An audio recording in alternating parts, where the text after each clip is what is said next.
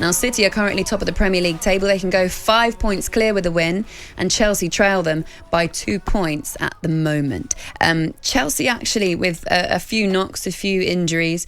You guys were saying actually you don't think they look the Chelsea they did at the beginning of the season, and you're right, because Romelu Lukaku was scoring for fun, wasn't he, in the first few games? But when you focus on this City side, who comes across as the clear title challenger at the moment to this City side? Is it a 3 or 4 horse race, or what do you think, Darren?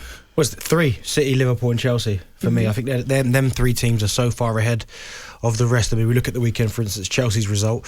Yeah, didn't play particularly great, found a way of getting the job done, and I think that would be a positive Thomas Tuchel would probably take from that game, is that they didn't play well but managed to leave there with 3 points, and that's what top teams do in difficult moments. Liverpool at the minute, with the players, I guess African nations will play a part in that, depending on what happens with the whole COVID situation. Losing Sadio Mane and Salah, that's a big blow. Obviously Chelsea will lose Mendy, the goalkeeper. So I'd say all 3 of them, I wouldn't be surprised come end of the season if either one of them 3 teams, I don't think any one of them are better than the other, but I wouldn't be. If Liverpool won it, I'd say, yep, Chelsea, Manchester City. I can't separate them, if I'm honest.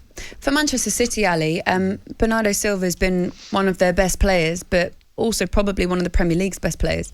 Oh, he's been out of this world, Laura. He has been just fantastic to watch. I remember I saw him, if it wasn't last season, it might even have been the season before, he played at Burnley.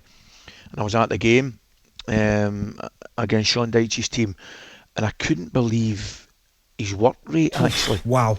His work rate, Benty, was ridiculous.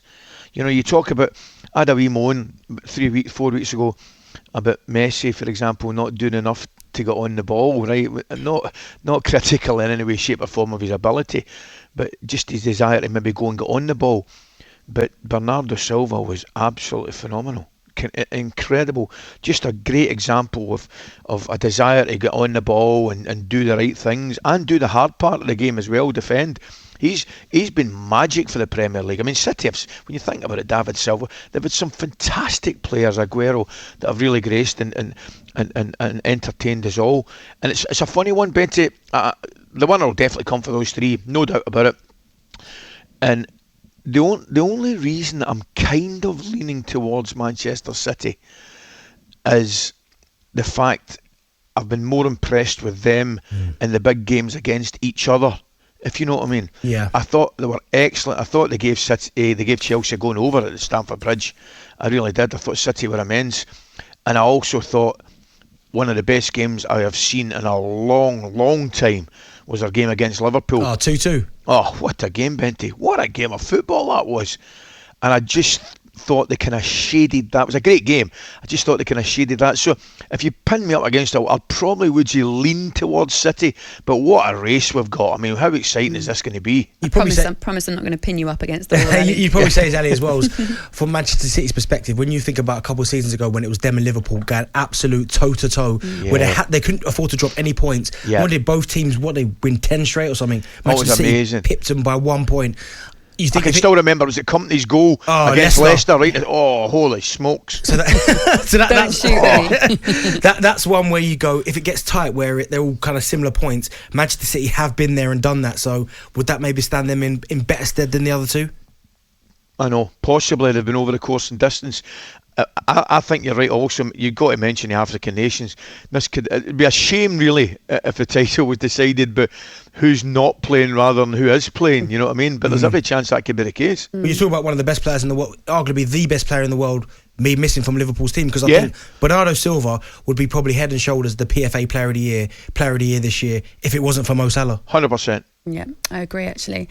Okay, do you think there's a piece here that Luke Edwards is writing in yesterday's Telegraph Sport, and he says Jack Grealish's football in a Manchester City shirt looks a chore, and he says that it's worrying to see a player who has always played with happiness and joy look so stressed. Do you agree with that, guys, when you watch Jack Grealish play at the moment, Benty?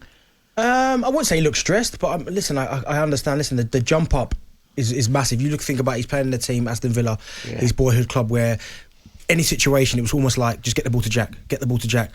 Where now he's playing in a team where his teammates are not depending on him. He's got the likes of De Bruyne there, Mahrez, Sterling. These guys can carry their own weight, so that it's not a case of give the ball to Jack. So he's probably touching the ball 60% fewer times than he was at Aston Villa. So I can kind of understand from his perspective where he might be a bit frustrated, but I don't think he's played badly for Manchester City. I just don't think he's stood out like he has in previous seasons.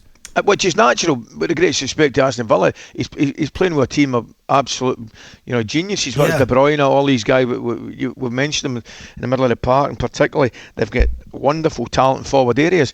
So he's gone from, Aston Villa fans won't like me saying it, but like any other club in the league, he's gone from being a sort of big fish in the small pool to kind of small fish in the big pool, if you like, because he's just in amongst an incredibly talented and gifted group of players. Whereas at Villa, of course the players are good and they're doing really, really well and will continue to do well. However, Aston Villa looked and probably relied on Jack Grealish, at certain times, if not a lot of the time, whereas it's not required at Manchester City.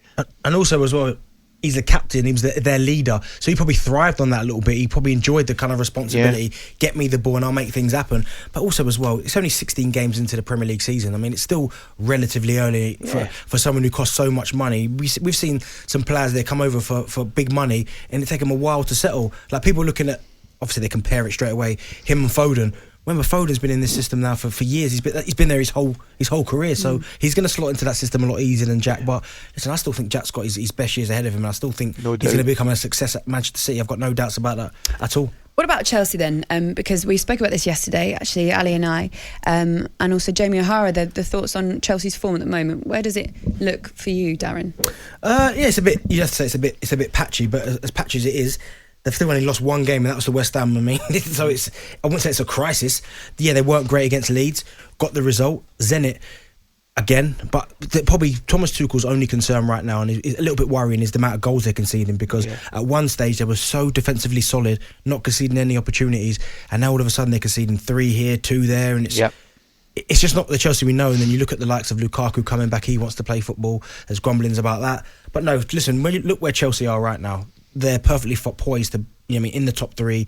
As I said, it's going to be one of them 3. They're still in touching distance. They've qualified for the latter rounds of the Champions League. They're obviously going to get past Lille. Do you know what I mean? So it's still positive. So I wouldn't say it's a crisis. You've heard some people talk about, oh no, is this them on the way out? And absolutely not.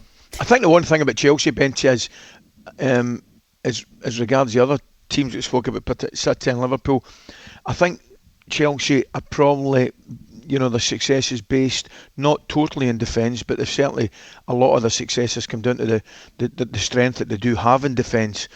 And they've lost 3 at West Ham, 3 at Zenit, 2 at Leeds.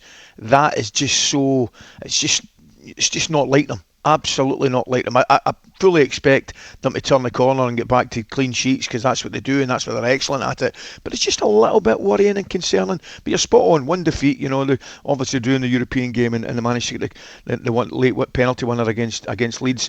But they will tighten up at the back, and once Lukaku gets back firing on all cylinders again, they'll be absolutely brand new. And you've got to think about in the middle of the park as well, Ali. The likes of Kovacic hasn't been there. Yeah. Kante, obviously Jorginho was back. Do you know what I mean? So they're missing Ben Chilwell. I mean, that is a massive loss. That left wing back, he was playing outstanding before he got injured. So they are dealing with a lot of big injuries as well. talkSPORT Breakfast with Laura Woods, Monday to Wednesday mornings 6 till 10 on AM, on DAB, via the talkSPORT app and on your smart speaker. talkSPORT.